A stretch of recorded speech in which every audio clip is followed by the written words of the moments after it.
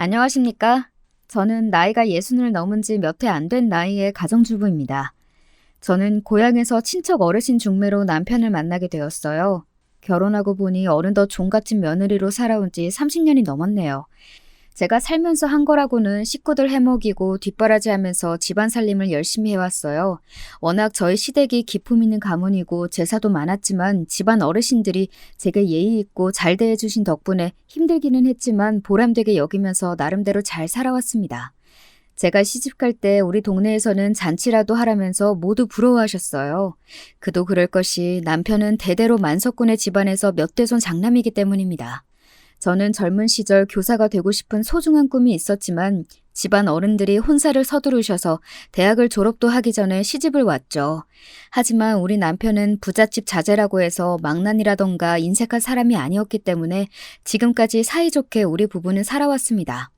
시댁 본가는 경북 청송군에 있었는데 남편이 휘문고등학교를 진학하면서부터 쭉 서울에서 살았습니다.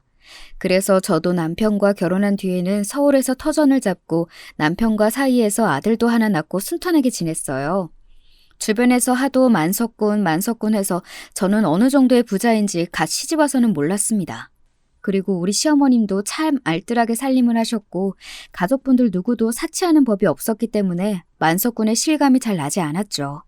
그런데 시댁 집안에서 소유한 토지에서 매년 쌀 1만석 가까이 나온다니 엄청난 규모의 대지주였던 것입니다.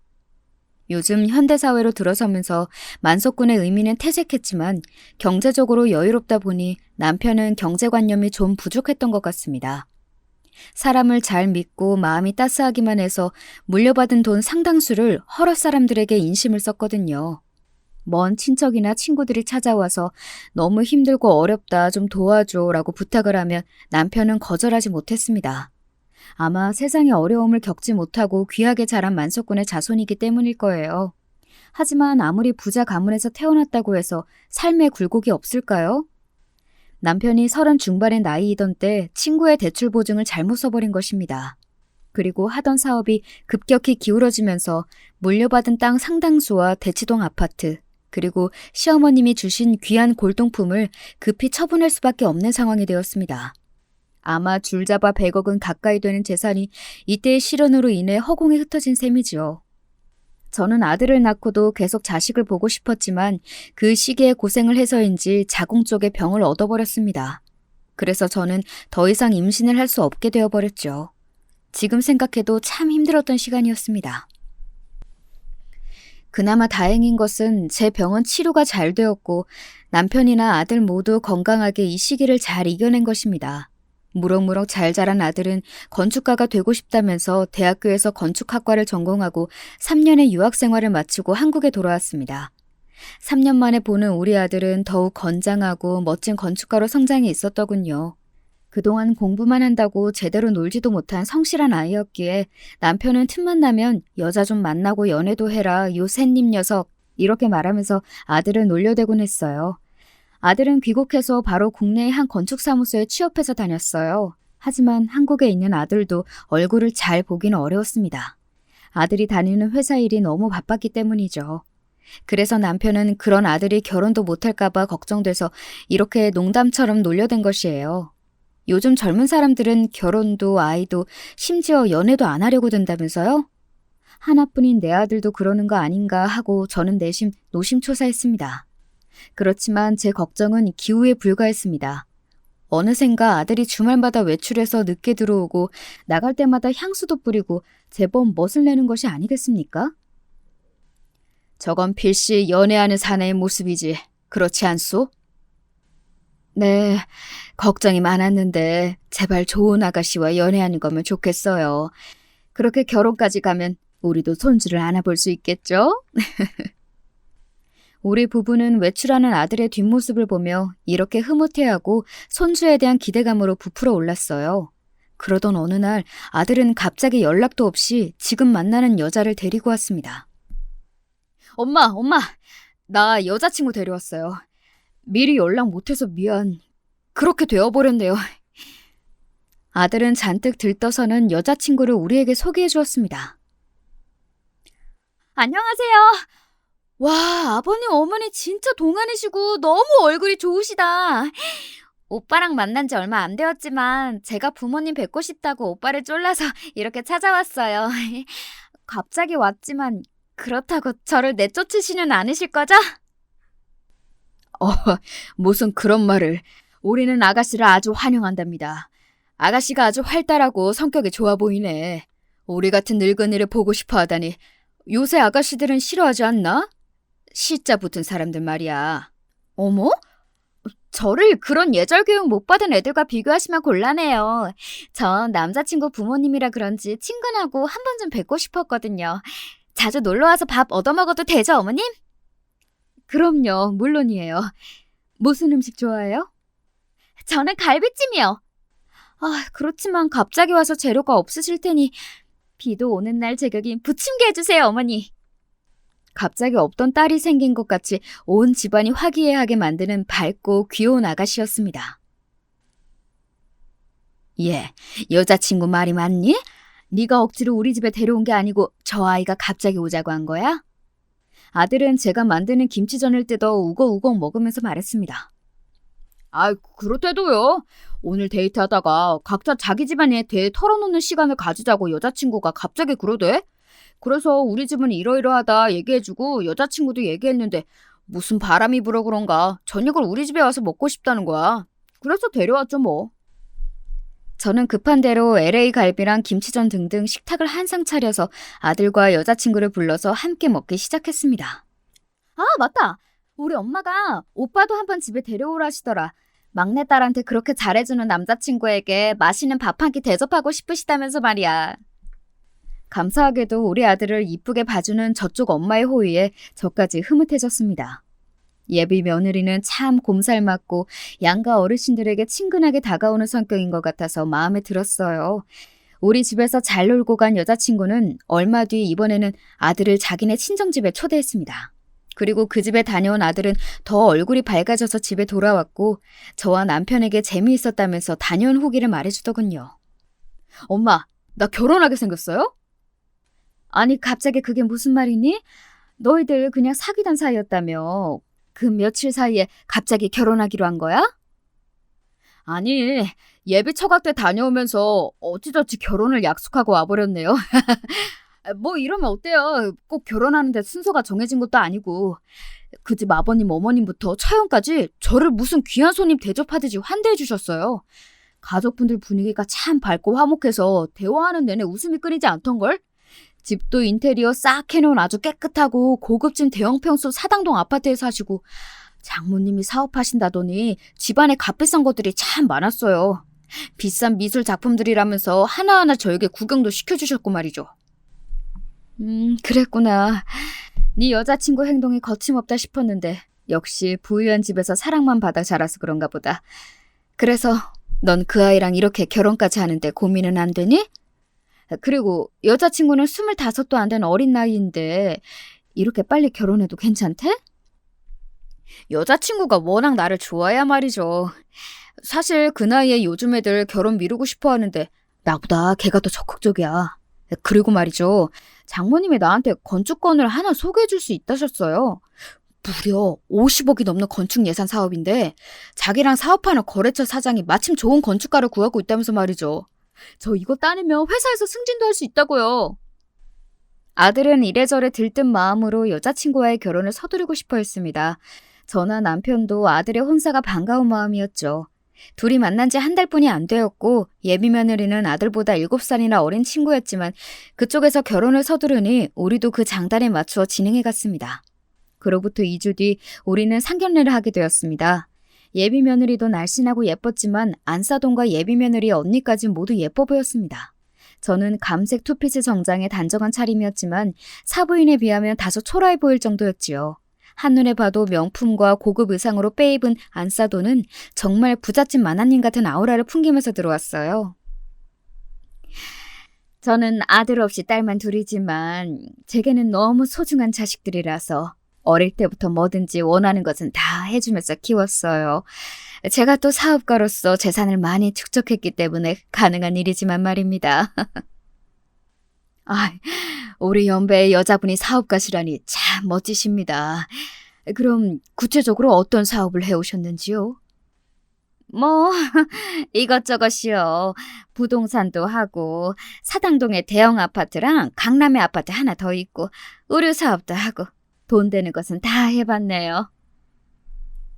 우리 심서방 친가쪽 집안이 청송지방 대대로 만석군의 집안이었다면서요? 무려 여의도 면적의 3분의 1에 해당하는 무시무시한 땅을 가지셨다고 들었습니다. 정말 대단하시군요. 말로만 듣던 만석군을 이렇게 만나뵈니 영광입니다. 아, 과찬이십니다. 그것도 저희 선대 때의 이야기고요.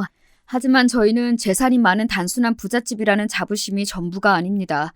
집안 대대로 노블레스 오블리주를 실천한 가문이랄까요? 해방 이후 선대 할아버지께서 소유한 땅의 적지 않은 부분을 소장농들에게 나눠주기도 했으니 말입니다. 아유, 이거 참 제가 괜한 자랑만 늘어놓았군요. 그럼 우리 바깥사도는 무슨 일을 하고 계신지 여쭤봐도 되겠습니까? 예, 저는 말입니다. 외식업 사업을 하고 있다고 봐야겠죠. 점포가 서울에 하나, 부산에 하나 있고 추가로 분점을 내려고 하는 중입니다. 그런데 말이죠. 노골적으로 들리시겠지만 사돈께서는 지금도 부자십니까?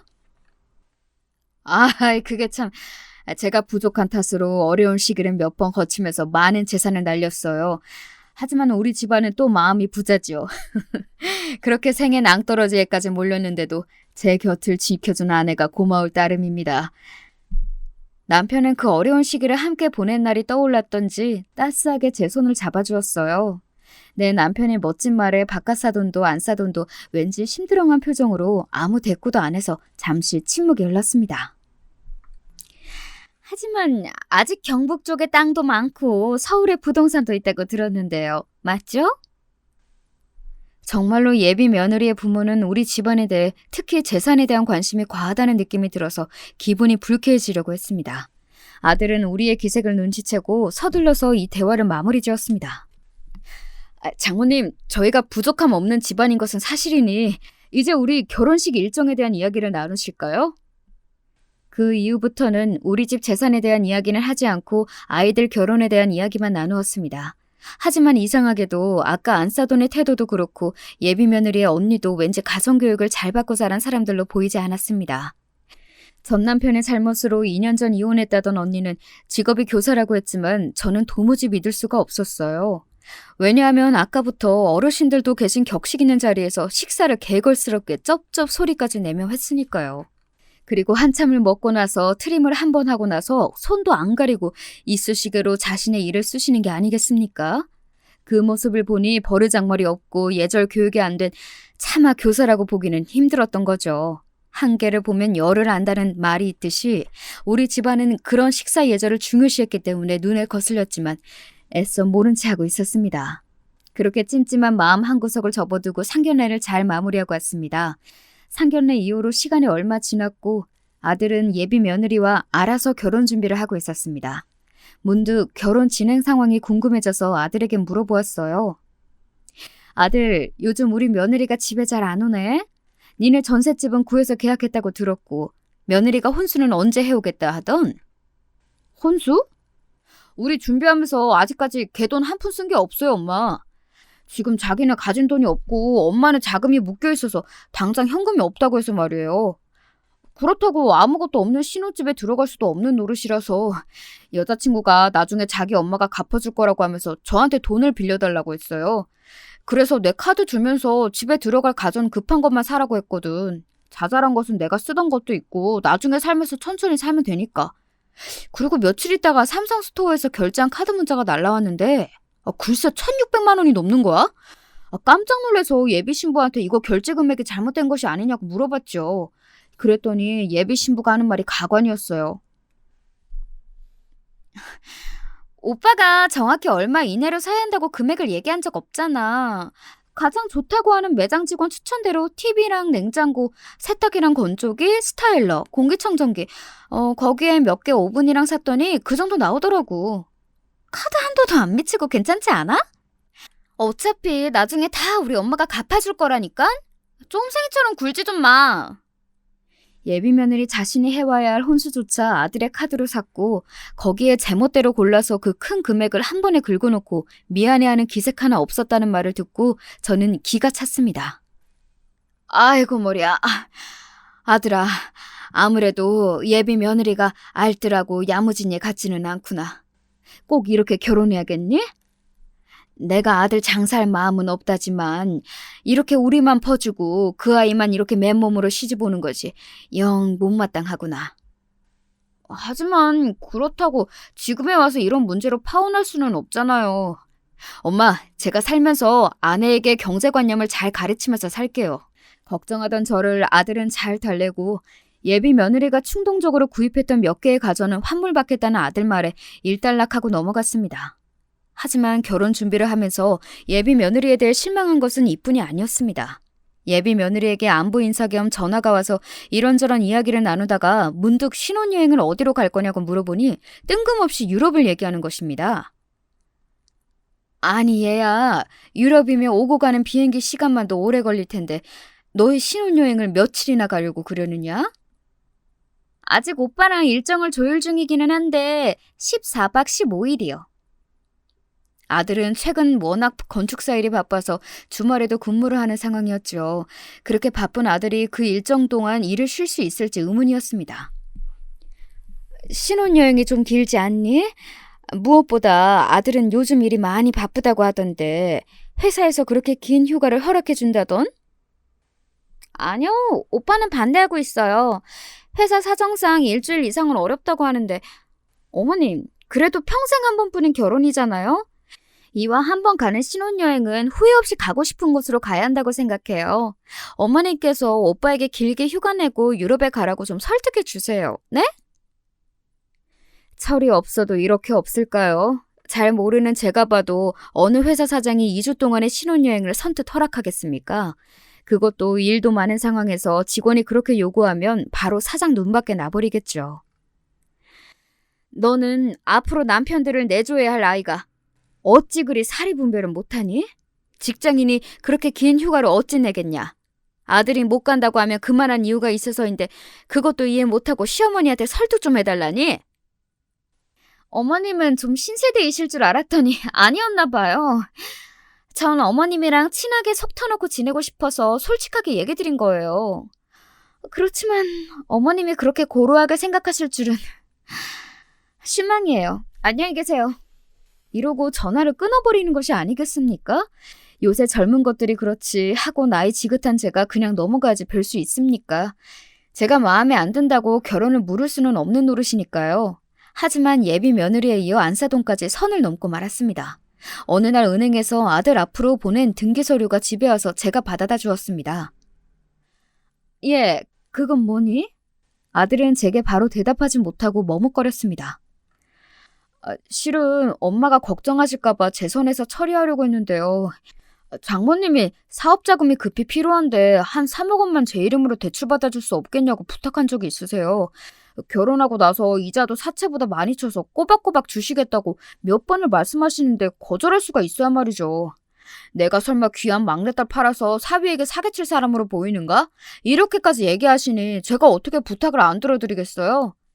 제 대출 한도가 2억까지라서 일단 2억을 제 이름으로 대출해 드렸죠. 그 관련 서류가 온 거예요. 우리 아들 카드로도 모자라서 사업자금 대출이라니 저는 너무나 놀랐습니다. 아이고 얘야, 그건 안 될 말이다. 너의 아버지가 예전에 보증 잘못 써서 우리가 그렇게 힘들었던 것을 겪어보고도 남의 대출을 대신 서줘? 그리고 막말로 아직 결혼까지 하지도 않은 남이야. 무엇을 믿고 담보도 없이 그렇게 덜커덕 빌려준다는 말이냐? 너무 기겁해서 이를 말리는 제 마음을 모르는 채 우리 아들은 태평하게 나왔습니다. 장모님이 사업도 크게 하시고 집에 재산도 많은데 뭐 그럴 수도 있잖아요. 공교롭게도 자금줄이 딱 막힐 때, 이럴 때 가족끼리 돕고 살아야죠. 글쎄 안 돼! 저는 남편을 급히 불러서 이 일을 논의하고 아들의 대출을 결사 반대하였습니다. 그리고 고민하던 끝에 대안을 생각해냈죠. 절대로 네 앞으로 그 거액을 대출해서는 안 되고 대신 내가 지금 당장 3천만 원을 빌려줄 수 있으니 그것으로 대신하자고 하자. 네가 못하면 이 엄마가 직접 안사돈에게 전화한다. 아들은 부모님이 이렇게 격하게 말리는 것을 이해하지 못했지만 그래도 순순히 따라주었습니다. 그렇게 아들의 대출은 취소하고 제가 안사돈 계좌로 3천만 원을 송금해 주었습니다. 하지만 안사돈의 반응은 자기를 못 믿고 서운하다라는 문자를 보내면서 정작 3천만 원을 빌려준 고마움의 말 한마디 없는 겁니다. 어찌해서 아들 하나 결혼시키는 것이 이리도 험난한 것일까요? 아들 혼자 해본 적 있으신 구독자분들도 저와 같이 그러셨나요? 전 괜히 억울한 마음을 달래가면서 아들의 결혼식을 따를 수밖에 없었습니다. 결혼식 날이 임박하면서 아들이 저에게 혼수 화장을 예약해주겠다고 말했습니다. 혼주 화장? 아니, 너의 아내가 예쁘게 신부 화장하면 그만이지. 뭘 심히 나까지 미용실 가서 그렇게 치장을 해야 하니? 나는 남자라 미처 생각을 못했는데 아내가 그러더라고요. 어머님이 그런 거 안 받아보셨을 텐데 좋아하실 것 같다고. 미용실에서 머리하고 화장하는 거 예약해드리면 어떻겠냐고요. 내 생각까지 해준 너희들 마음으로도 충분히 고맙다. 하지만 그 비용이 너무 비쌀 것 같구나. 나는 그냥 동네 미용실에서 머리만 간단히 말고 갈게. 그래요? 알겠어요, 그럼. 그런데 오후에 아들의 핸드폰에 올려서 보니 카드사의 문자가 와 있었습니다. 청담 리엘 헤어 금 30만 원 결제. 씻고 나온 아들을 붙잡고 카드 결제 문자가 무엇인지 물어보았습니다. 설마 이 돈이 장모님 혼주 화장해 주는 거니? 네, 맞아요. 예비 신부가 내 카드를 가져가서 예약한 모양이네. 고얀 며느리는 자기 친정엄마를 예쁘게 해준다면서 청담동에 있는 메이크업 샵에서 혼주 화장이랑 헤어 미용까지 예약을 했는데 저만 쏙 빼놓고 말입니다. 자기 돈으로 친정엄마에게 효도하면 제가 뭐라고 그러겠습니까? 그런데 그 돈조차 제 아들 카드로 긁어버리니 제가 열이 안 받겠습니까? 아들아, 안 되겠다. 나도 네 결혼식 날 덜 늙은 엄마로 보이고 싶구나. 그 화장이랑 머리 치장 나도 한번 받아보자꾸나. 그래요, 그래. 괜히 엄마는 돈 아낀다고 거절하시더니 엄마도 그런 호사 한번 느껴보셔야죠. 아들 말이 맞았네요. 전 아들 돈을 아끼고 싶은 마음에 거절했었는데 그 돈이 하나 안 아까운 안사돈이 독박으로 그 혜택을 가져갈 뻔했으니 말입니다. 일생에 한 번 내 아들 결혼식이니 저도 그렇게 기분 한번 내보고 싶었습니다. 드디어 결혼식 날 아침이 밝았습니다. 하지만 저는 간밤에 흉흉한 꿈을 꿔서 한숨도 이루지 못했죠. 꿈에 바닷가를 거닐고 있는데 커다란 뱀이 나타나서 내 아들, 남편, 그리고 우리 집까지 차례로 먹어치우는 것이 아닙니까? 저는 뱀을 막아보려고 버둥거렸지만 어디선가 귀가 찢어질 듯한 웃음소리만 들릴 뿐 제 몸은 굳은 채로 움직이지 않는 것입니다. 깨고 보니 제 몸은 식은땀으로 범벅이 되어 있었고 그때 시각이 새벽 5시 무렵이었습니다. 깬 이후에도 심장이 벌렁거리고 불길한 마음이었지만 어차피 결혼식 준비로 일찍 일어났어야 해서 저는 몸을 일으키고 말았죠. 그렇게 이것저것 준비해서 택시를 타고 청담동으로 향했습니다. 가게는 이제 막 오픈을 했는지 저만 유일한 손님으로 와 있더군요. 오늘 예약하신 김정미 여사님이시죠? 이쪽 의자로 오십시오. 직원은 제일 안쪽 자리로 저를 안내해주고 푹신한 미용실 의자에 앉은 채로 저는 낯선 공간을 이리저리 둘러보고 있었습니다. 곧이어 직원이 와서 제 머리를 가위로 자르면서 만져보다가 파마할 때 쓰는 열펌 기계로 머리를 온통 뒤집어 쓰면서 기다리고 있었죠. 그러다가 어딘지 익숙한 목소리가 들리면서 소란스럽게 한 손님이 들어왔습니다. 그래, 우리 딸이 호구 하나는 제대로 몰았지. 빌려준다고 하고선 사위카드로 혼수도 다 하고 내 가방까지 사줬지 뭐니? 오늘 혼주 화장도 우리 딸이 최고급 청담동 헤어샵을 예약해 주었는걸.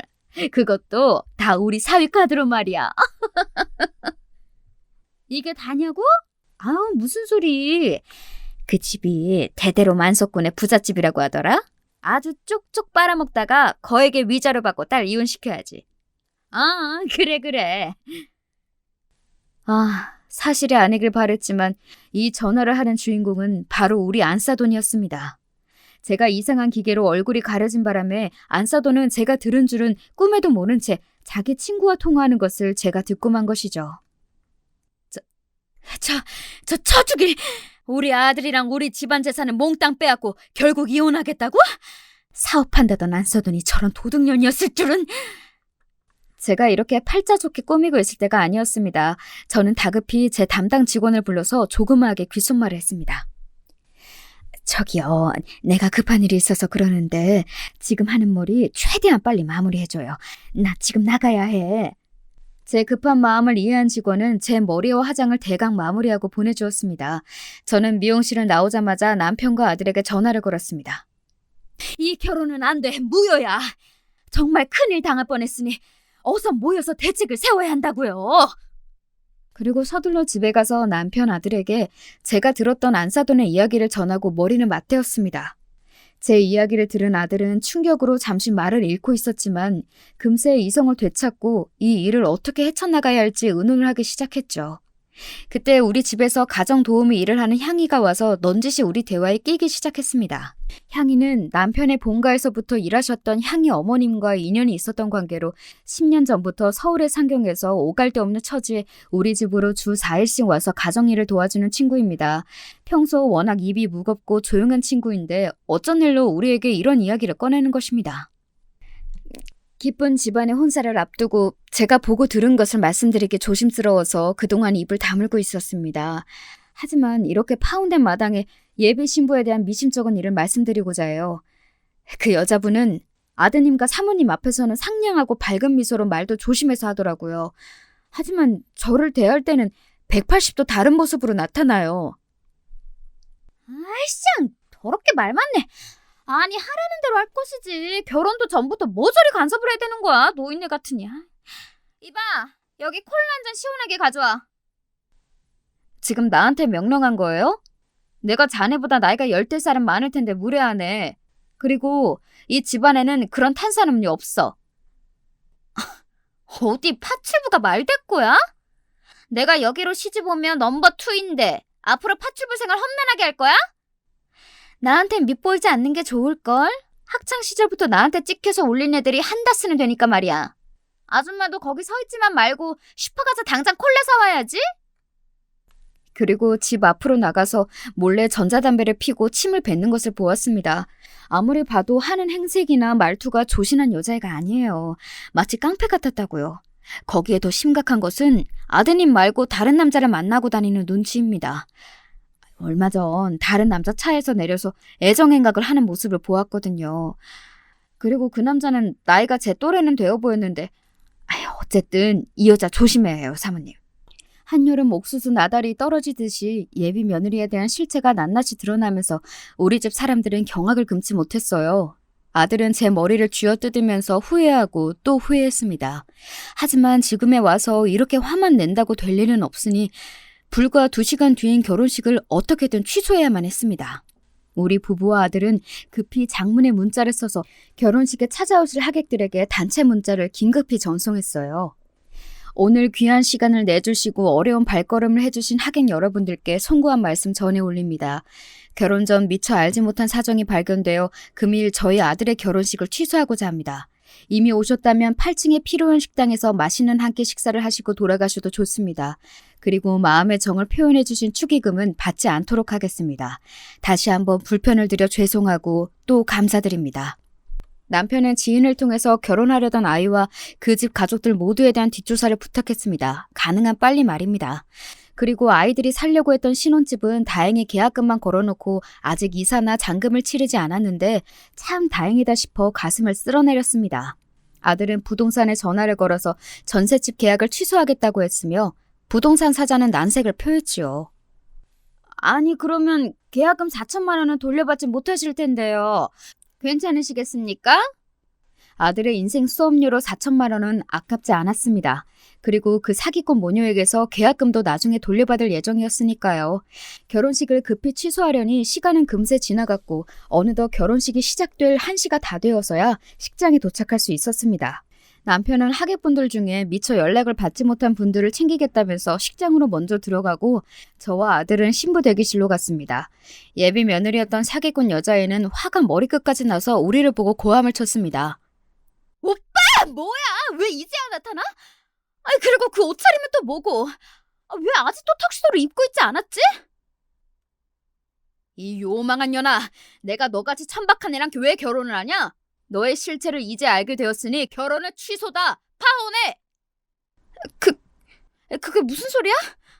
어머님, 이 사람이 갑자기 왜 그러죠? 입산 네 엄마가 미용실에서 떠벌려준 덕에 너희 속셈을 다 간파했다. 그것뿐 아니라 여기저기 네 얘기를 들어보니 너 아주 천하디 천한 아이 같더구나. 지금이라도 혼사를 멈췄으니 하늘이 도우셨지. 그러자 그 여자애는 갑자기 우리의 태도가 돌변한 것에 불안함을 느끼고는 사정을 설명하려 들었지만 아들과 저는 그 애를 무시한 채 그대로 식장에 갔습니다. 우리 쪽 하객 좌석은 텅 비어 있었고 사돈 쪽 하객들만 웅성거리면서 있었어요. 그리고 남편은 우리 쪽 하객분과 만나서 사정을 설명하고 있었죠. 아이고, 네, 그렇게 되었습니다. 이거야 원 민망해서. 제 생에 이렇게 사기꾼들에게 걸릴 줄은 몰랐습니다. 아니, 사기꾼이라니 지금 우릴 보고 하는 말이에요? 무슨 오해를 하고 오늘 이러는지 모르겠는데 왜 합의도 없이 멋대로 결혼식을 취소하냐고요? 이 업견내가? 우리는 니네가 사기꾼이라는 것을 알아차렸으니 식을 멈춰야지. 어디 귀한 남의 집 아들 앞길 막으려고 들었어? 너네 다 싸잡아서 감옥에 쳐넣어버릴 테니까 여기서 딱 기다리고 있으라고. 웃기시네. 사기? 우리가 사기쳤단 증거라도 있어? 저기요 아주머니, 오늘 진짜 결혼식 취소입니까? 그러면 우리 아르바이트비는 어떻게 되는 거죠? 그러게 말이야. 취소든 뭐든 우리는 와서 일을 한 거니까 어서 일당 줘요. 지금 불난 집에 부채질해?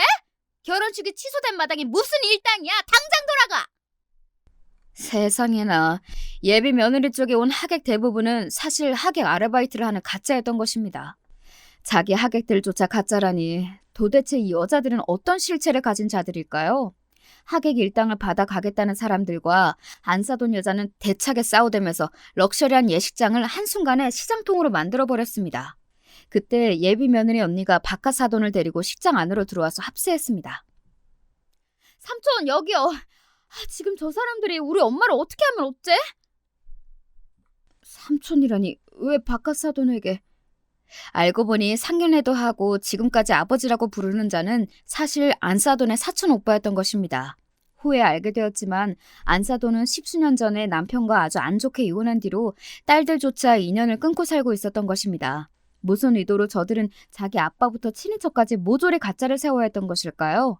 알면 알수록 소름이 끼치는 자들이었습니다. 안사돈이 부른 가짜 하객 사람들의 우리 쪽 하객 지인분들이 합세해서 안사돈과 그 딸들에게 화가 나서 달려들었습니다. 저 사기꾼 여자들 가만두지 말자. 혼내줘. 아주 가만두지 마. 가짜 아빠 행세를 하던 사촌 오빠 혼자로는 그들을 막기에 역부족이었던지 혼자 몰래 식장을 빠져나가더군요. 결국 예식장 직원들은 큰 사고가 날까봐 경찰을 불렀습니다.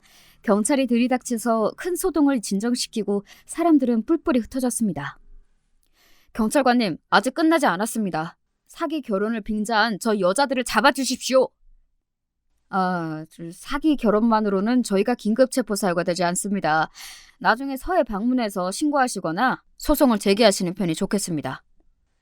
당장에 경찰들이 그 여자들을 잡아가지 못한다고 하자 그 사기꾼들은 빙긋 웃고 있었습니다.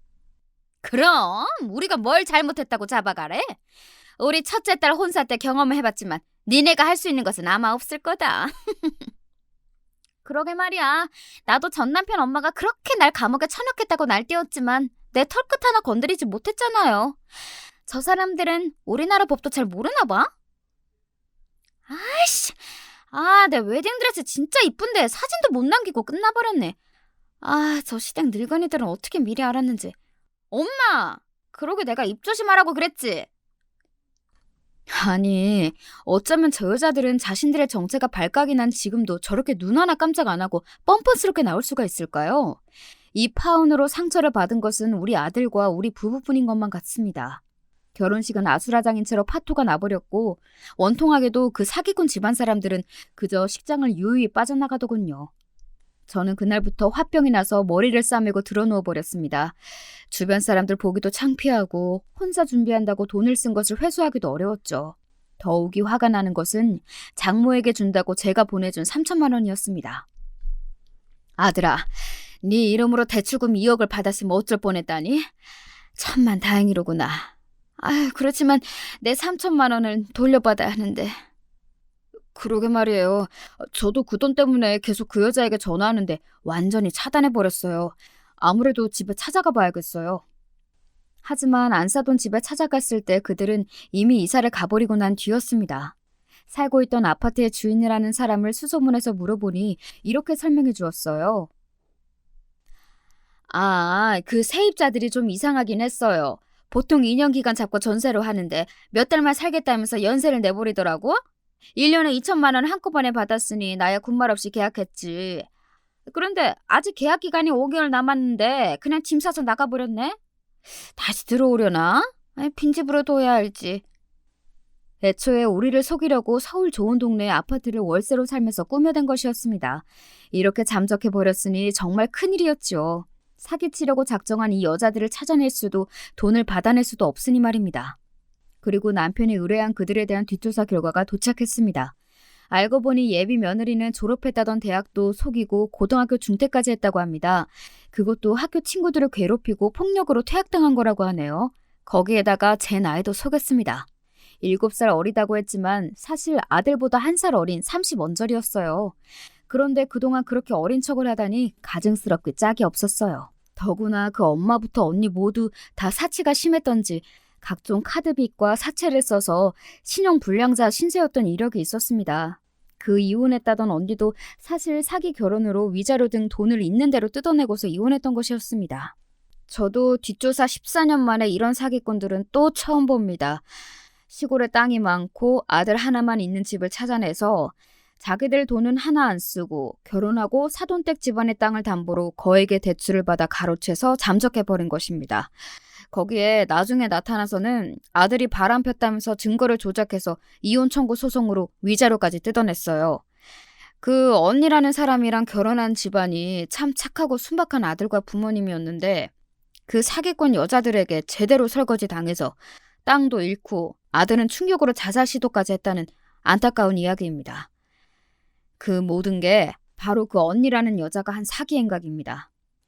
아마 이 집 아드님에게도 비슷한 수법으로 동생이 일을 벌릴 예정이었는데 천운으로 피하신 것 같습니다. 흥신소 직원의 이야기를 듣고 나니 더욱 기가 막히고 화가 머리끝까지 치밀어 올랐습니다. 우리 아들과의 만남부터 결혼식까지 도무지 사기 행각이 아닌 것이 없을 지경이었으니까요. 나는 이 사기범들에게 소송으로 응징해주고 싶어서 아들과 함께 변호사를 찾아갔습니다. 축하받아야 할 결혼인데 결혼 사기를 당하셔서 상심이 크시겠군요. 이렇게 자기 직업, 나이, 배경 등 사기를 쳐서 결혼해놓고 배우자 재산을 가로채려는 사기꾼들이 왕왕 있습니다. 아쉽지만 사기 결혼을 입증해서 형사처벌 받기는 어려운 것이 우리나라의 법 현실이에요. 다만 장모가 수십억 자산가라고 자랑하며 사업자금 3천만 원 빌려준 것에 대해서는 사기로 인한 반환 청구 소송을 해볼 수 있습니다. 또한 사기로 인한 혼인 취소 소송도 할 수 있어요. 다만 소송을 하시겠다면 사기 사실을 안 날부터 3달 내에 청구해야 하니까 서둘러 주세요. 속아서 한 결혼이지만 그들을 단죄할 방법이 법으로는 마땅히 없다는 사실을 알고서 아들과 저는 낙담했습니다. 그렇지만 일단 혼인 취소 소송과 사업자금을 돌려받도록 소송하겠다고 변호사에게 말씀드리고 나왔죠. 시간이 지나고 우리는 억울하게 제대로 복수 한번 못하고 참고 넘어가야 하나 포기하려던 찰나였습니다. 우리는 뜻밖의 구세주를 만났습니다. 어느 날 아들이 자기 핸드폰으로 어떤 영상을 보여주는 것이 아니겠습니까? 그 영상은 아들의 결혼식장에서 벌어진 상황이었습니다. 아수라장으로 변했던 그 상황에서 우리 하객 중 누군가가 동영상을 촬영해서 인터넷에 올렸던 것입니다. 알고 보니 아들의 친한 친구가 한 일이었다네요. 자기 친구의 신세를 망칠 뻔한 사기범 여자에게 화가 나서 세상에 그들을 알리고 사기치고 돌아다니지 못하도록 하겠다고 이렇게 나선 겁니다. 또한 행여나 우리 집 사람들이 피해를 볼까봐 우리 얼굴은 모자이크 처리하고 그 여자애랑 친모, 언니 세 모녀만은 얼굴을 알아볼 수 있도록 편집했다고 하네요.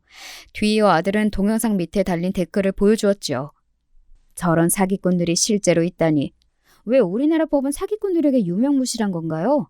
그렇게 잠적해버리면 어떻게 처벌할 방법이 없는 걸까요? 저 사람들을 실제로 만나게 되면 우리가 제보하거나 복수해 줍시다. 우리나라가 IT 강국이라더니 인터넷에서 그들이 한 사기 행각과 얼굴이 알려지면서 경찰에 신고가 들어가고 청주에서 보았다는 제보도 쏟아졌다고 합니다. 그리고 아들은 덜덜 떨면서 한 댓글에 손가락을 가리켰습니다. 엄마, 이 댓글 좀 보세요. 충격적이라서. 궁금해진 저는 그 댓글을 소리내어 읽고 난 뒤 그대로 털썩 주저앉아 버렸습니다. 그 댓글은 다음과 같았어요. 전 이 사람들을 알고 있습니다. 제 사촌 오빠가 이 여자 때문에 농약 먹고 죽으려고 했으니까요. 지금도 아무 일도 하지 못하고 정상적인 생활을 잊은 채 숨만 쉬고 지냅니다. 우리 삼촌은 소유하고 있던 그 수많은 땅을 사기꾼들에게 잃고 소작농으로 전략해버리셨고요. 피해자 가족은 그야말로 풍비박산이 나버렸는데 저 사기꾼들은 또 어디선가 그 짓을 벌이고 있군요. 바로 그 언니가 사기를 친 남자에 대한 이야기였어요. 소름이 끼쳤습니다. 그 모든 일이 사실이라니. 얼마 뒤 우리가 상담을 했던 변호사가 전화를 해왔습니다. 안녕하셨어요? 지난번 사업자금 반환 소송은 잘 준비하고 있습니다. 다만 제가 사기죄로 형사 고소는 좀 어렵다고 그랬었죠? 이번에 화제가 된 인터넷 글로 일반 시민들의 여론이 형성되었고 그 여자들이 사기를 친 피해자들을 모아서 함께 소송을 하면 사기죄여도 가해자들을 엄벌에 처할 수 있을 것 같습니다. 변호사는 이렇게 희망적인 메시지를 주었습니다. 우리는 앞으로 그런 피해자 가족들이 모인다면 얼마든지 협조를 하겠다고 했습니다. 또 함께 소송에도 나서겠다고 변호사에게 의견을 전했어요. 변호사는 일이 진척되는 중간중간 알려주겠다고 했습니다. 사람들의 인생을 한순간에 파멸시키는 못된 사기꾼들에게 벌을 내릴 방법이 생기자 저는 앓고 있던 화병도 나아서 일상생활을 할 수 있게 되었습니다. 제대로 일어나서 아들이 결혼 준비를 했던 일들을 하나씩 취소하고 마무리 지었습니다. 전에는 그때 맞춘 한복만 봐도 가슴에서 울컥하고 응어리가 토할 것처럼 올라왔는데요. 한 달이 지나고 반년이 지나고 이제 지금은 그 충격에서 벗어나서 많이 좋아졌습니다. 사기 결혼식이 있던 날로부터 어느덧 2년이라는 시간이 흘렀네요. 그 사이 피해자들의 모임이 생겨서 함께 모여 사기꾼 새 모녀에 대한 집단 소송을 진행하기 시작했습니다. 그리고 경찰도 협조적으로 나서주어 잠적한 그들을 찾으려고 수사하고 있어요. 그 외에 또 좋은 소식이 하나 더 있습니다. 우리 아들이 정말 제대로 된 결혼을 하게 되었습니다. 한동안 사기를 당한 충격에서 헤어나오지 못하고 한 달간 회사도 휴직하고 두문분출하고 지내던 아들은 친구의 동영상을 통해 삶의 활기를 찾기 시작했습니다. 그들에게 복수할 방법을 찾으면서도 자신의 마음을 치유해갔어요. 식사도 거부해서 체중이 7kg나 빠졌던 아들은 밥을 먹고 운동도 하면서 건강을 회복했어요. 이는 모두 자신이 건강해져서 그 여자를 찾아내고 복수하겠다는 신념 하나로 이룬 것이죠. 희한하게도 아들은 사기 결혼을 당한 피해자 모임에서 지금의 아내를 만나게 되었습니다. 참으로 세상사 알 수 없는 것이더군요. 사기를 당했던 경험이 있었기에 아들은 평생의 반려자를 만나게 되었으니 말입니다. 아들의 아내는 교사 집안에서 잘 자란 미술교사 아가씨였습니다. 그 아가씨도 사기 결혼을 당할 뻔했다가 겨우 살아난 피해자였죠. 아들과 서로의 상처를 보듬어 주다가 사랑이 꽃피어나서 결혼까지 가게 되었습니다. 그리고 아들과 며느리는 우리 집 근처의 한 아파트에 신접 살림을 차리고 아주 예쁘게 잘 살고 있습니다. 만약 그때 사기를 당한 채로 화병을 안고 제대로 살 수 없었다면 이렇게 지난 사연을 쓸 마음도 먹지 못했을 겁니다. 고난은 또 그렇게 다 지나가고 지금처럼 좋은 순간들이 오니 저도 당했던 일화를 이렇게 꺼내어 보여줄 수 있게 되었군요. 제가 즐겨 듣는 이 유튜브에서 제 사연을 보내게 된 계기도 바로 여기에 있습니다. 여러분 혹은 여러분의 자녀가 사기 결혼을 당할 수도 있음을 당부드리고 싶어서예요. 물론 사람이 작정하고 사기를 친다면야 어떻게 막겠습니까마는 돌다리도 두들겨보고 건너라는 속담이 있지 않습니까? 인륜지대사인 혼사를 결코 가볍게 생각하고 남이 하자는 대로 끌려가시면 절대 안 되세요. 그리고 우리나라는 사기에 대한 처벌이 비교적 가벼운 나라라고 변호사가 그러대요. 우리나라도 법 개정을 해서 사기꾼들에게 엄벌을 처할 수 있어야 할 것 같아요. 사기를 제가 직접 당해보니 피해자 입장에서 그렇게 괴로울 수가 없는 중대한 범죄라고 생각합니다. 저와 우리 가족은 끝까지 그 사기꾼 모녀를 찾아내서 감옥에 쳐놓고 말 겁니다. 여러분께서도 우리와 사기 피해자분들에게 응원의 메시지를 보내주십시오. 저의 구구절절한 사연은 이제 여기서 마칠까 합니다. 긴 시간 동안 함께 들어주셔서 정말 감사드립니다. 여러분의 일상에 행운과 축복이 가득하시길 기원드립니다. 그럼 안녕히 계세요.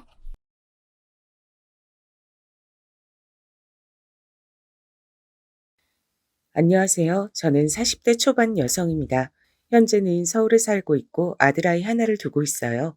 남편과 27쯤 결혼했고 지금은 15년쯤 같이 살고 있습니다. 저는 집안 형편이 그다지 좋지 않아서 고등학교도 제대로 나오지 못했거든요. 제 나이 또래에선 그런 분들이 잘 없긴 해요. 그래서 매사에 자신감이 좀 없는 편이었고 누군가 절 좋아해 줄 거라고 생각을 한 번도 해본 적이 없었습니다. 그래서 저를 좋다고 하는 남편에게 마음이 갔고 별 다른 고민 없이 결혼했어요. 지금 와서 돌이켜보면 저도 저 자신에게 자신감을 좀 느끼고 다른 인생을 살아보려 노력하고 도전이란 걸 좀 했다면 조금 더 다른 인생을 살고 있었을지도 모르죠. 지금 남편과 결혼하지 않았을 수도 있고 말입니다. 남편과 결혼한 건 후회하지만 후회하지 않아요. 물론 남편은 좋은 사람이 아니고 전 남편 때문에 고생을 많이 하긴 했지만 제 아들을 만났잖아요. 아들은 엄마를 너무 사랑하고 저도 아들을 너무 사랑하거든요. 세상에 이런 효자가 없을 만큼 엄마를 잘 따릅니다. 그러니 후회하진 않아요. 하지만 그런데도 제 결혼 생활은 늘 고통의 연속이었습니다. 첫 번째는 남편 때문이었고 두 번째는 바로 시어머니 때문이었어요. 먼저 남편에 대해 얘기하자면 남편은 결혼하고 얼마 되지 않아 바로 태도가 바뀌었습니다. 그전엔 정말 다정하고 좋은 사람인 줄 알았는데 그렇지 않더라고요. 매일 술을 마시고 들어와 술주정이 됐고 어느 날은 때리기도 했어요. 그리고 시도 때도 없이 일을 그만두고 집에서 노느라 생활비를 가져다 주지 않아 제가 식당 일 같은 것들을 하며 생활비를 충당한 적도 많았습니다. 그런 주제에 가부장적이기까지 해서 말끝마다 여자는 하며 저를 통제하고 늘 위에 서려고 했어요. 그러다 결정적으로 사기를 당하는 바람에 우리 집까지 날려먹고 시어머니 댁으로 들어가야 했습니다. 아마 그때가 제 인생에서 가장 힘든 시기였던 것 같아요. 전 재산이었던 집을 날려먹고 절 그렇게 싫어하고 탐탁지 않게 생각하며 남편보다 더했음 더했지 덜하진 않은 시댁으로 진짜 시집살이 하러 들어가야 했으니 말입니다.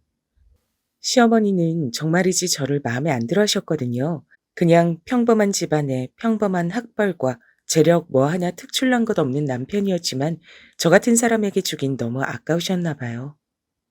어디서 저렇게 가진 것도 없고 못 배운 걸 데리고 와서는 정말 하나라도 마음에 드는 게 있어야 정을 붙이든가 하지. 그런 식으로 늘 저를 무시하고 막말했어요.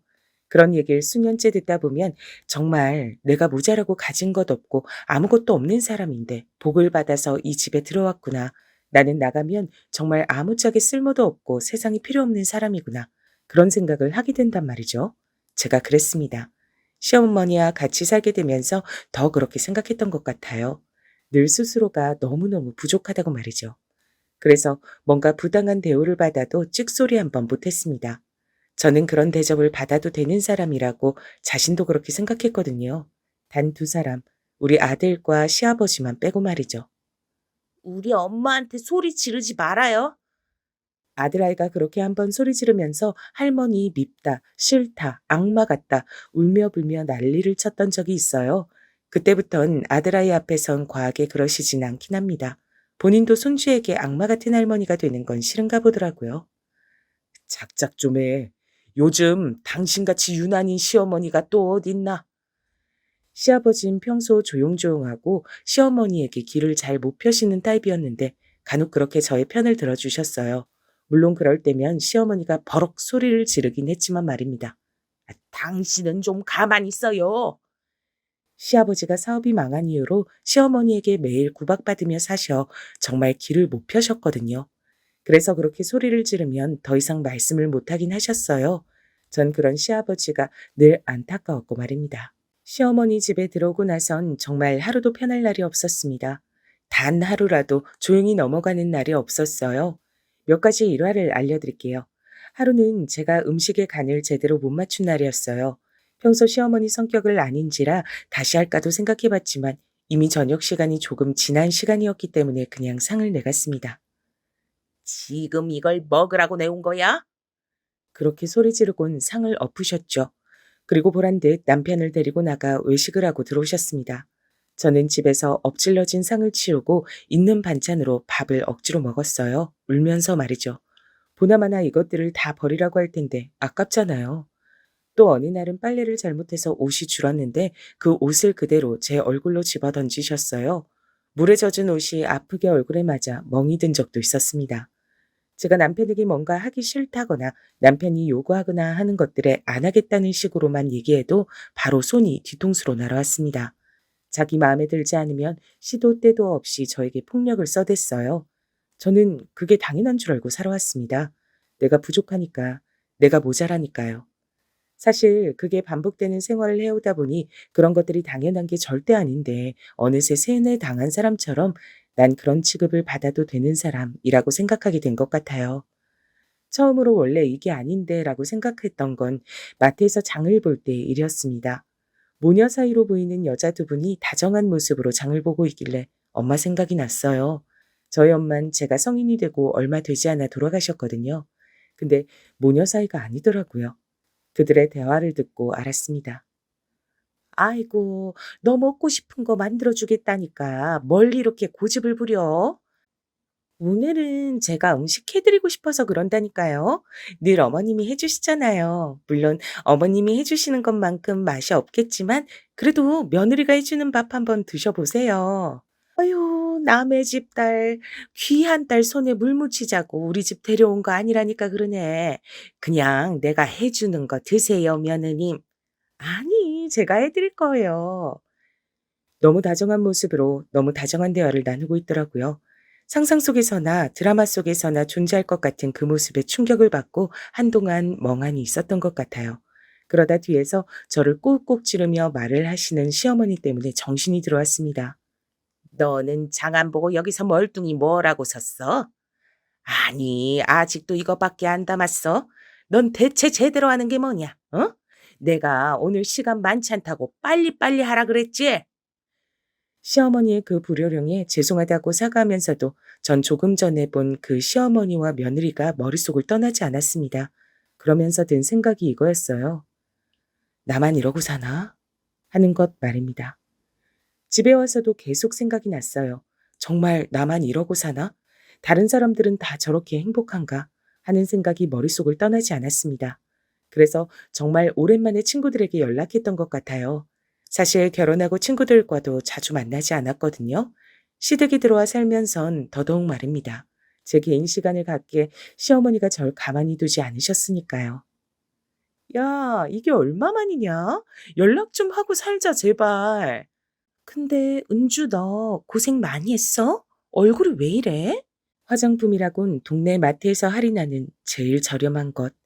미용실도 머리가 너무 길어서 자를 때가 되면 가서 자르는 정도. 저에게 정말 단 하나도 투자하지 않는 저와는 달리 친구들은 예쁘고 반짝반짝 빛이 나더라고요. 예전엔 그래도 이 친구들 사이에서 제가 제일 예쁘단 얘기도 많이 들었었는데 지금은 혼자 늙은 아줌마가 돼 있는 모습에 또 슬픈 기분이 들었습니다. 야, 그거 가스라이팅 아니야? 그게 뭔데? 요즘 사회적으로 문제되는 거 있어. 나 아니면 안 된다. 나 없으면 너 같은 걸 누가 받아주냐? 이러면서 멀쩡한 사람 세뇌해서 본인이 아무것도 아니게 생각하게 만드는 거. 나도 좀 그런 거 같다. 친구들이 정말 걱정하며 말해주더라고요. 요즘 그러고 사는 사람이 어딨냐. 네 남편도 문제다. 그건 아이 교육에도 좋지 않다고 하면서요. 친구들에게 이런저런 사정을 다 얘기하는 것도 부끄러웠고 또 혹시나 날 무시하면 어쩌나 하는 생각이 들었던 것도 있지만 오랜만에 친구들을 만나 그런 얘기를 하니 속도 시원하고 또 정말 어딘가 잘못되어 가고 있다는 걸 느낄 수 있었습니다. 그리고 그날 집으로 돌아왔는데 저의 얼굴로 바로 쿠션이 날아들었어요. 너는 지금 제정신이냐? 이제 곧 저녁 시간인데 밖에서 쳐노느라 이제야 들어와? 이게 아주 미쳤구나. 어? 그때 시간이 4시 반쯤이었거든요. 아직 저녁이 되려면 먼 시간이었습니다. 물론 나갈 때 점심만 먹고 들어오겠다고 얘기하긴 했지만 아주 늦게 들어온 건 절대 아니라고 생각했는데 다짜고짜 그러시니 정말 눈물이 나더라고요. 너 지금 우니? 어? 울어? 아니 얘가 뭘 잘했다고 울어?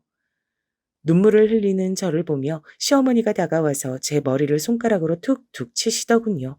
엊그제 봤던 그 다정한 시어머니와 며느리, 그리고 오늘 만난 친구들의 얘기들이 떠오르면서 아, 나만 이렇게 바보같이 살고 있구나 하는 생각에 더 눈물이 났습니다. 어쭈, 이게 시위 아니? 어? 안 그쳐? 뭘 잘했다고 울어? 누가 보면 내가 너 잡는 줄 알겠다. 그만 안 울어? 잡으시는 거 맞잖아요. 처음으로 한 말대꾸였어요. 사실 말대꾸도 아닙니다. 그냥 작게 얘기한 거예요.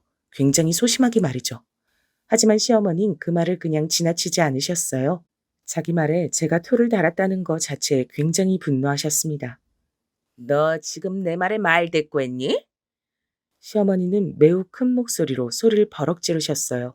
그리곤 저를 한 번 더 때리려는 듯 손을 번쩍 들었을 때였습니다. 적당히 좀 해. 안방에 있던 시아버지가 나오면서 말했어요. 요즘엔 시어머니가 저에게 그 어떤 짓을 하셔도 선뜻 나서서 말리거나 하진 않으셨거든요. 본인도 기력이 없으신 건지, 아님 이제 귀찮아졌는지, 아님 저를 위해서 한마디 하면 시어머니에게 열 마디를 들어야 하는 게 힘드셨는지 말입니다. 당신은 상관 말고 방에 들어가 있어요. 집에서 이렇게 큰 소리가 나는데 어떻게 상관을 안 하나? 그럼 모른 척 하시든가. 그렇게 몰상식하게 구는데 어떻게 모른 척을 해? 뭐라고요? 몰상식? 시어머니가 몰상식이라는 말에 버럭 소리를 질렀습니다. 그럼 여태껏 본인이 상식적이라고 생각하고 저에게 그런 짓을 해왔던 건지 싶어서 속으로 어이가 없었어요. 시아버진 전에 본 적 없는 단호한 얼굴이셨습니다. 그래, 몰상식. 며느리가 좀 늦었다고. 아니, 좀 늦은 것도 아니지. 아직 4시 반밖에 안 됐는데 몇 년 만에 처음으로 친구들 좀 만나러 나갔다 온 애한테 들어오자마자 얼굴에 물건을 집어던지고 또 그 한마디를 못 참아서 때리려고 손을 들어. 이게 몰상식한 게 아닌 뭐야. 동네 사람들 붙잡고 물어봐. 그리고 당신이 그렇게 매일 보는 그 막장 드라마 시어머니들도 당신보단 나아. 시아버지의 그 말에 시어머니는 잠시 당황한 듯 보였어요. 그런 모습을 보여주신 게 일단 제가 보기론 처음이긴 했거든요. 당장 그 손 못 내려? 어디 사람을 때려? 어? 시어머니는 시아버지의 그 말에 기가 눌렸는지 일단은 손을 내리더군요. 그리고는 뭐라 중얼중얼거리며 안방 안으로 들어갔습니다. 그런 저에게 시아버지가 다가왔어요. 내가 잘 말해보마. 너도 언제까지 이러고 살 순 없잖니. 감사합니다. 감사합니다, 아버님. 정말 눈물이 나게 감사하더라고요. 제 편이 있다는 생각이 들었습니다. 요즘은 남편조차 제가 시어머니에게 이런 취급받는 걸 모른 척 해왔거든요. 그날 이후 시어머니는 시아버지 앞에선 조금 조심하시는 듯 했어요. 그렇다고 저에게 구박하지 않거나 덜 괴롭히는 건 아니었습니다. 시아버지가 없을 땐 여전했으니까 말입니다. 그래도 사람 마음이라는 게 내 편이 있다는 생각이 드니 조금 든든해지고 그 전보다 견딜만 해지고 그렇더라고요.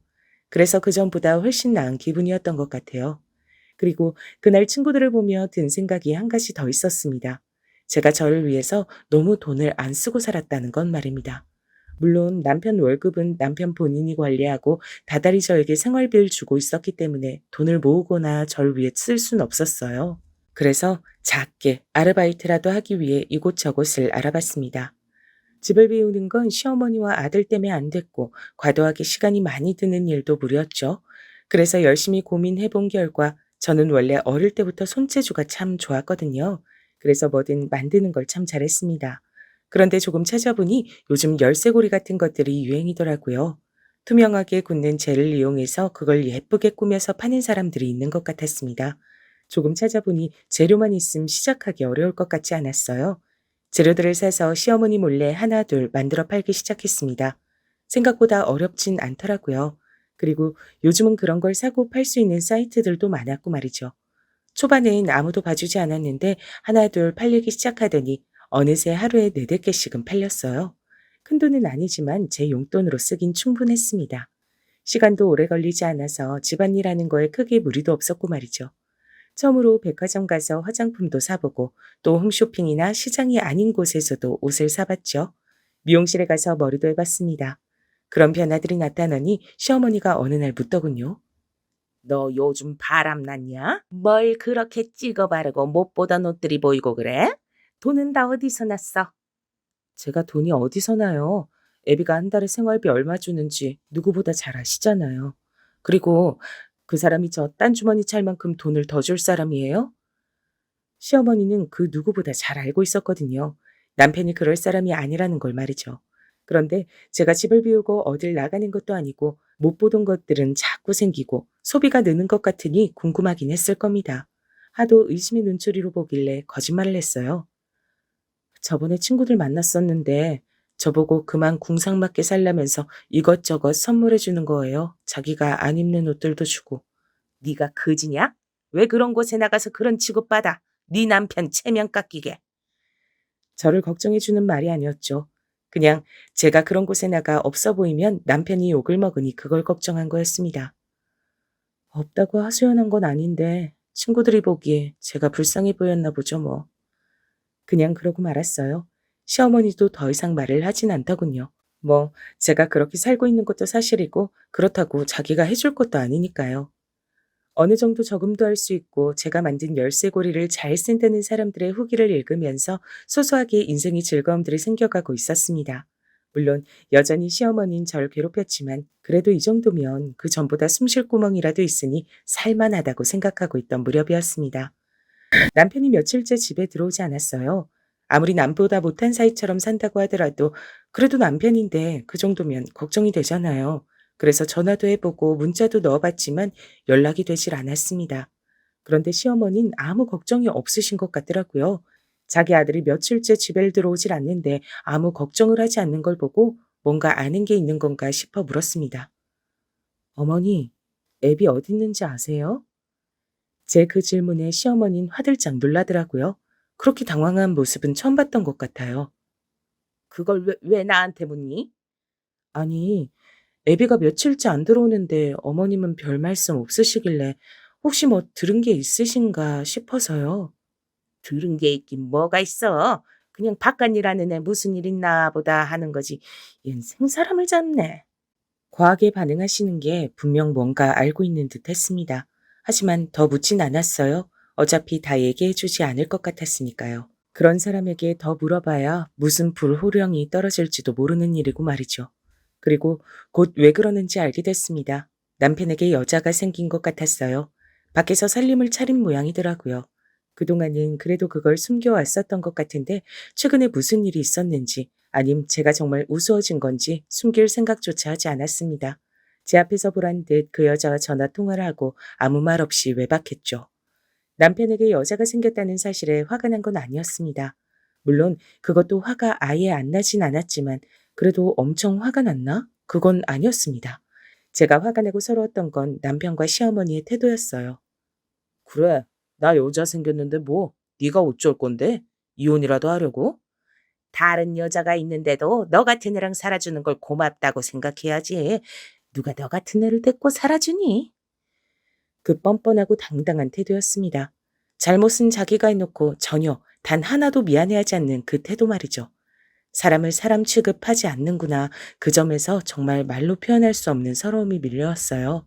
싸울 의지도 안 생기더군요.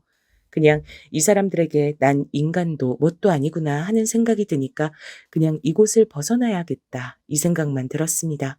그래서 친구에게 도움을 청했어요. 집에서 10년이 넘는 세월 동안 살림만 하고 산 특히 저같이 산 사람은 정말 아는 게 하나도 없었거든요. 나는 네가 그 지옥 같은 집에서 벗어날 수만 있으면 내가 할 수 있는 도움은 다 줄게. 끝까지 응원할 거야. 친구는 그렇게 말해주며 저에게 변호사 한 분을 소개해 줬습니다. 그분은 수임료도 아주 최소한으로 받으셨어요. 나중에 여유가 되면 더 달라고 웃으면서 말씀하셨습니다. 최대한 증거를 많이 모으세요. 지금은 은주 씨 얘기 들어보니까 은주 씨 앞에서 아무렇지 않게 내연녀에 대해 얘기하고 또 시어머니도 아무렇지 않게 학대를 하는 것 같은데 최대한 그런 것들을 녹음을 하든 아님 문자 같은 걸 남겨두든 다 남겨두세요. 그리고 저한테 바로바로 주시면 제가 알아서 하겠습니다. 저는 그 말을 아주 잘 들었습니다. 남편과 시어머니는 단 한 번도 제가 이 집을 떠날 생각을 하고 있다는 의심조차 하지 않았죠. 그들에게 전 그런 사람이었습니다. 막대해도 감히 이 집을 떠날 생각을 단 하나도 하지 못하는 바보, 머저리요. 저는 엄청나게 서럽기만 했던 그 점이 지금은 오히려 증거를 모을 수 있는 아주 좋은 점이었어요. 그들은 아무렇지 않게 제 앞에서 변호사님이 말씀하셨던 그 유책 사유에 해당하는 말들을 했으니까 말입니다. 내가 다른 여자가 생긴 건 다 당신 탓이야. 그렇게 하루 종일 집에서 밥이나 하고 자기 꾸미지도 않고 아줌마처럼 늙어가는 여자를 보고 어떤 남자가 마음이 동하냐? 내가 꾸밀 시간이나 여유를 줬어? 한 달에 정해진 생활비로 그것도 빠듯하게 주고 어디 썼는지까지 보고받으면서 내가 어떻게 꾸미고 살아? 남들은 그래도 다 아껴가면서 잘만 살더라. 한 달에 30만 원 주는 걸로 어떻게 그렇게 살아? 제가 너무 화가 나서 버럭 소리를 질렀더니 시어머니가 방 안으로 들어왔습니다. 이년이 보자 보자 하니까 지 주제도 모르고 지 남편한테 소리를 질러? 너같이 아무 쓸모도 없는 년 먹이고 재워주면서 데리고 살아주는 것만으로도 감사합니다 해야지. 어디서 남편한테 말대꾸야? 어? 제가 그냥 사는 거 아니잖아요. 저도 집안일하고 애 키우고 다 하잖아요. 시어머니의 손이 제 볼로 날아들었습니다. 짝 하는 아주 큰 소리가 울려 퍼졌어요. 이년이 또 맞을 짓만 하지. 어디서 말대꾸야? 운동을 하러 갔던 시아버지가 집으로 들어오기 전까지 시어머니의 막말과 폭력은 계속됐습니다. 그리고 그 모든 대화의 내용은 고스란히 녹음이 됐어요.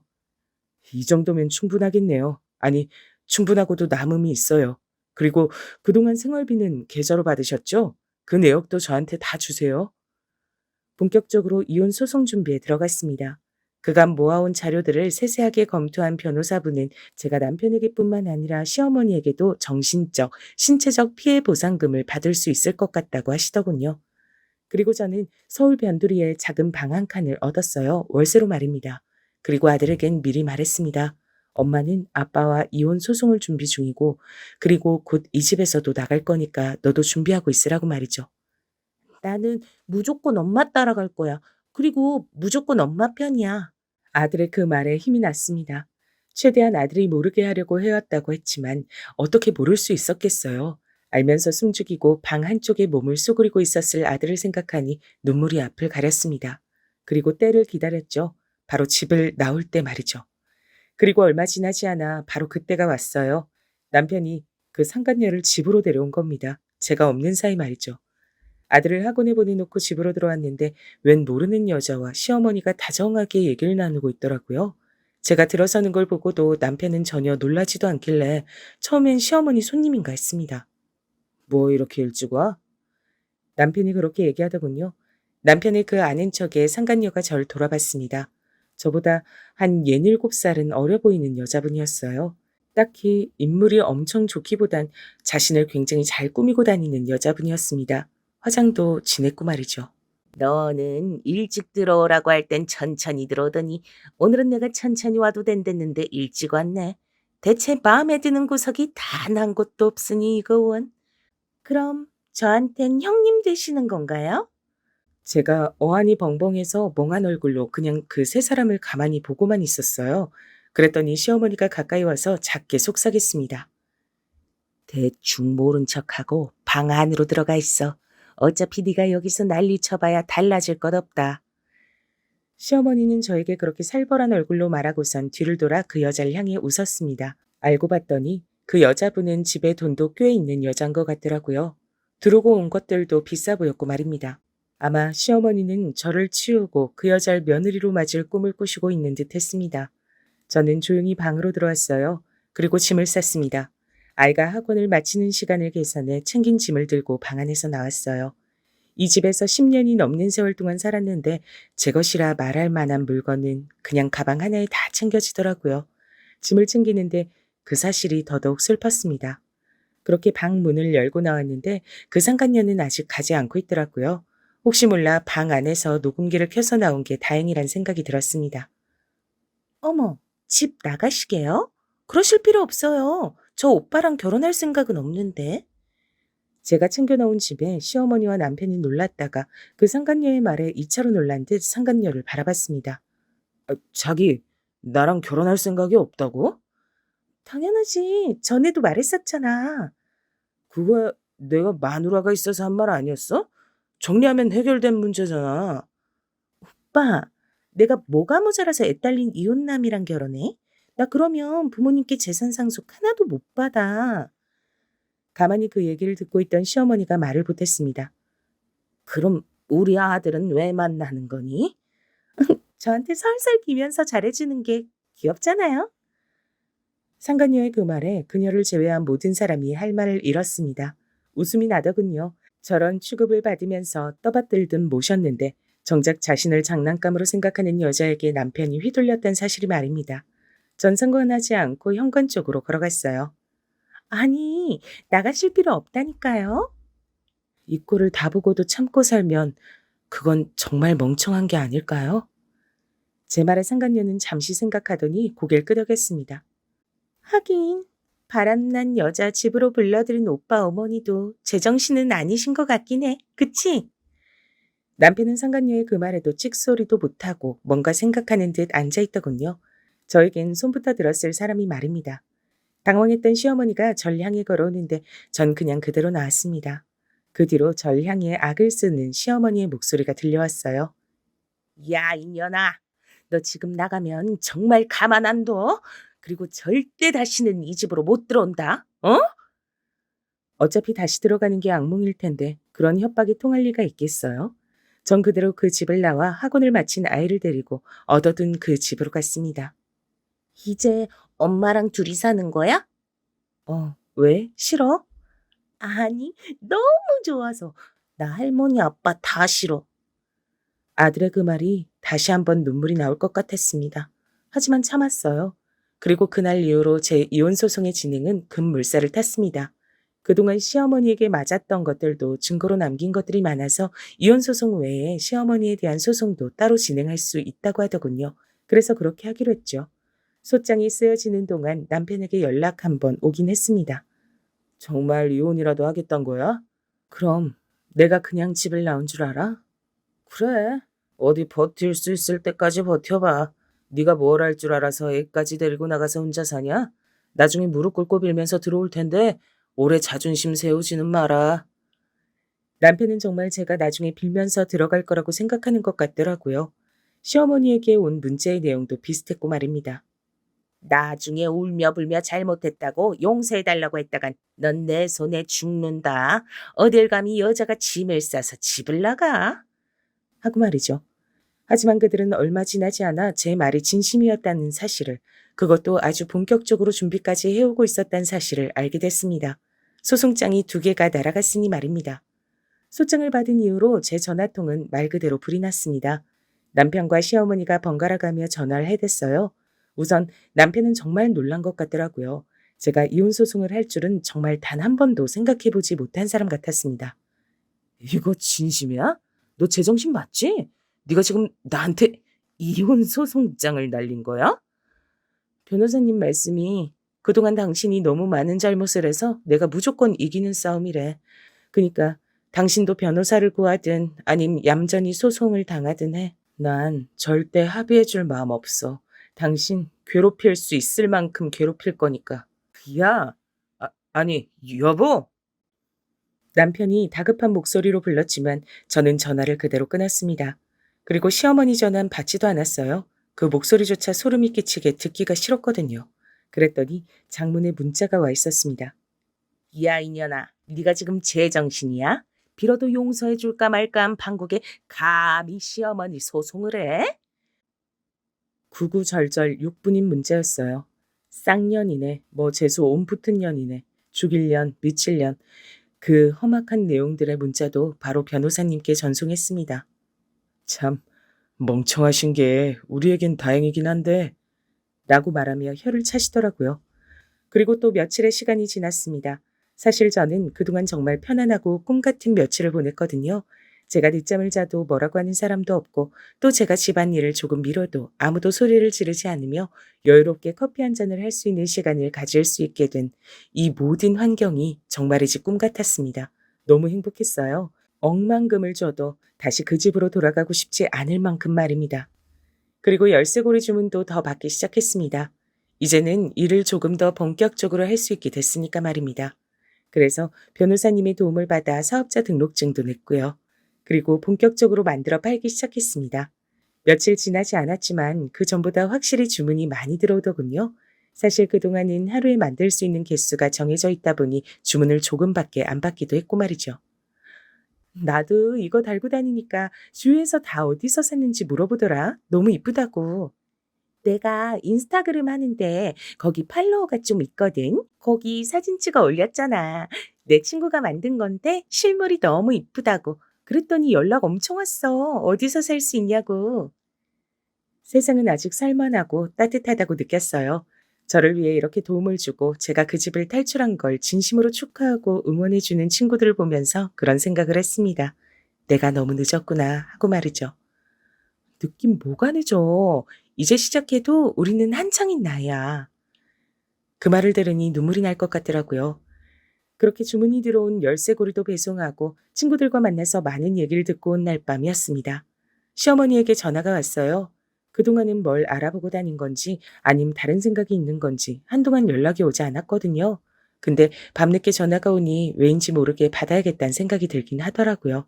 그래서 받았습니다. 웬일로 시어머니는 어딘가 상냥한 목소리였죠. 받자마자 소리 지를 걸로 생각했는데 말이죠. 우리가 안 볼 땐 안 보더라도 그래도 오랜 시간 가족이었는데 마지막으로 얼굴 한 번은 봐야 하지 않겠니? 식사라도 한번 하자. 그동안 네가 내 밥상을 다 차려줬으니 이번엔 내가 음식을 하마. 집으로 오거라. 처음엔 거절할까 생각도 했었습니다. 하지만 시아버지와 인사도 하고 나오지 않았던 것도 생각이 났고 어차피 끝나는 마당에 그래도 얼굴 한번 보고 인사는 해야겠다 하는 생각이 들기도 했죠. 게다가 시어머니가 저렇게까지 제발 밥이라도 한번 먹어달라는데 그것까지 거절하긴 조금 그렇더라고요. 그래서 알겠다고 했습니다. 애는 데리고 오지 말거라. 왜요? 어른들끼리 하는 말 애가 들어서 좋을 거 없잖니. 웬일로 맞는 말씀을 하시나 싶었지만 그게 맞는 말이긴 하니 알겠다고 했습니다. 아무리 아이가 이 현실을 받아들이고 있다곤 해도 그걸 직접 보고 듣는 것과는 또 차이가 있을 것 같아서요. 그리고 시어머니가 지금은 저렇게 나오지만 또 본인이 화가 나면 무슨 말을 어떻게 하실지 모르는 분이니 저도 그게 낫다고 생각했고 말입니다. 그렇게 함께 밥을 먹기로 한 날이 밝았어요. 사실 이상한 점이 없는 건 아니었습니다. 남편은 아예 모르고 있다는 점이 우선 그랬고요. 제가 내일 밥 먹는 자리에 남편도 나오냐 물었고 남편은 생전 처음 듣는 얘기라며 영문을 몰라 하더군요. 그래서 정말 마지막으로 저에게 밥을 차려주려고 그러나 하는 생각을 안 한 건 아닙니다. 그러실 분이 절대 아닌데 하는 생각이 물론 더 컸지만요. 이제 남이 될 사람이다 보니 그 집에 가는 것도 손님의 마음으로 가게 되더라고요. 그래서 빈손으로 가기 뭐해 과일과 음료수를 사서 들고 집으로 갔습니다. 기분이 이상하네. 말 그대로 기분이 이상했습니다. 10년이 넘는 세월 동안 살았고 얼마 전까진 우리 집이었는데 지금은 정말 남의 집 같은 기분이 들었죠. 게다가 보기만 해도 어딘가 숨이 턱하고 막히는 기분이 들더라고요. 새삼 내가 그 안에서 아주 불행했다고 하는 생각이 들어 어딘가 씁쓸해졌습니다. 하지만 이게 마지막이라고 생각하니 그 기분도 오래가진 않았어요. 손님처럼 벨을 눌렀습니다. 그러니 시어머니가 안에서 나오시더군요. 왜 손님처럼 배를 누르고 그러니? 시어머니가 그렇게 얘기하시더라고요. 그냥 아무 말 없이 집 안으로 들어가며 생각했습니다. 이제는 이 집 가족이 아니라 손님인데요. 하고 말이죠. 그렇게 집 안으로 들어가니 맛있는 냄새가 진동했습니다. 그리고 상을 봤는데 굉장히 많은 것들을 차려놓으셨더라고요. 전 이 집에 시집와서 그런 상은 처음 받아봤습니다. 아니, 시어머니가 절 위해서 음식을 한 것 그 자체가 처음이긴 했어요. 이걸 다 혼자 하셨어요? 그냥 순수한 놀라움에 그렇게 물었던 것 같아요. 분명 이러실 분이 아닌데 놀랍긴 했거든요. 그랬더니 시어머니는 상당히 상냥한 얼굴과 말투로 웃으면서 그렇다고 하더라고요. 사실 저는 사람이 한순간에 그렇게 변하는 게 가능하다고 생각하진 않았거든요. 제가 오랫동안 봐온 시어머니는 더더욱 그랬고 말이죠. 그래서 그냥 소송을 취하해달라고 부탁하려는 거거나 혹은 다시 집으로 들어오라는 말을 할 줄 알았습니다. 그리고 어느 정도는 그 예상이 맞긴 했어요. 소송 다 취하하고 다시 집으로 돌아올 순 없는 거니? 내 손주도 내가 못 보고 살 순 없고 또 내가 반성하고 있다. 그리고 애비도 그 여자랑 헤어졌어. 나중에 알게 된 사실이지만 남편은 그 여자랑 헤어진 게 아니라 일방적으로 차인 거긴 했습니다. 제가 이혼 소송을 했다는 사실을 알게 된 그 상간녀는 바로 남편을 찾다고 해요. 자기는 남편과 결혼하거나 미래를 꿈꿨던 적이 단 한 번도 없다면서 말이죠. 이제 끈떨어진 이혼남이 된 거죠. 저는 시어머니의 그 말에 조용히 고개를 저었습니다. 이렇게 한 번에 모든 걸 용서하고 다시 들어올 생각이었으면 그렇게 나가지도 않았죠. 저는 수백 번, 수천 번, 아니 수만 번 생각하고 내린 결정입니다. 그리고 오늘 이 집으로 들어오면서 다시 한번 절대 돌아올 수가 없겠구나 깨달았어요. 밖에서 보는데도 숨이 턱 막히더라고요. 제가 그동안 이 지옥 같은 곳에서 어떻게 살았나 싶을 정도로 말이에요. 사실 제가 이렇게 얘기하면서 시어머니가 바로 소리를 지를 줄 알았거든요. 그걸 감수하고 얘기한 거였는데 다시 돌아오지 않겠다는 것을 확실하게 하려고 말이죠. 하지만 시어머니는 제 예상과 달리 소리를 지르거나 뭔가를 던지거나 하시지 않았습니다. 그냥 가만히 얘기를 듣고 있더니 자리에서 벌떡 일어섰어요. 국 다 됐겠네. 일단 밥부터 먹자. 정말 평소와는 다른 모습에 고개를 갸웃하는 사이 현관 도어락이 눌리는 소리가 들리더니 시아버지가 들어오셨습니다. 운동을 하고 들어온 것 같은 차림새였어요. 시아버지가 절 보고 화들짝 놀라시더군요. 네가 왜 여기 있냐? 뭐 집을 나가긴 했지만 그래도 못 볼 사람을 본 것 같은, 그러니까 마치 귀신을 본 것 같은 시아버지의 그 태도에 오히려 놀란 건 저였습니다. 그래서 어벙벙한 얼굴로 말했죠. 어머님이 마지막으로 밥 한 끼 하자고 하셔서 왔어요. 아버님도 같이 드세요. 그때 주방에서 국을 들고 나오던 시어머니가 시아버지를 발견했어요. 그리고 시어머니가 놀란 듯 물었습니다. 당신 오늘 저녁 먹고 들어온다더니? 그거 취소돼서 일찍 들어왔는데 당신 지금. 시아버지가 뭔가를 말하려 했고 시어머니가 그런 시아버지를 가로막고 제 앞에 국그릇을 탁 하고 내려놨죠. 당신 밥 먹을 거 아니면 방으로 들어가 있어요. 그리고 단호한 말투로 그렇게 말했습니다. 전 이 모든 상황이 이상하긴 했어요. 시아버지가 들어올 수도 있지. 시어머니가 이렇게 놀라는 것도, 저를 귀신 본 듯 바라보는 시아버지도, 그리고 제 앞에 국그릇을 두는 시어머니를 보고 기함하는 표정을 짓는 시아버지도 말입니다. 네가 좋아하는 쑥국 했다. 어머닌 이거 안 좋아하시잖아요. 결혼하고 얼마 되지 않아서 쑥국을 끓였다가 뒤통수를 맞은 기억이 있거든요. 너는 시어머니 식성 하나도 아직 파악이 덜 됐냐면서 말이죠. 그 이후론 좋아하지만 구경도 못 해본 쑥국이었습니다. 너 먹으라고 했어. 먹어. 꼭꼭 씹어라. 많이 먹어. 그렇게 말하며 웃는 시어머니를 보며 한술 뜨려고 했습니다. 본인이 안 먹는 음식을 절 위해 했다는데 안 먹을 순 없잖아요. 제가 시어머니를 싫어하고 말고를 떠나 그건 기본적인 예의의 문제니까요. 근데 그 순간이었어요.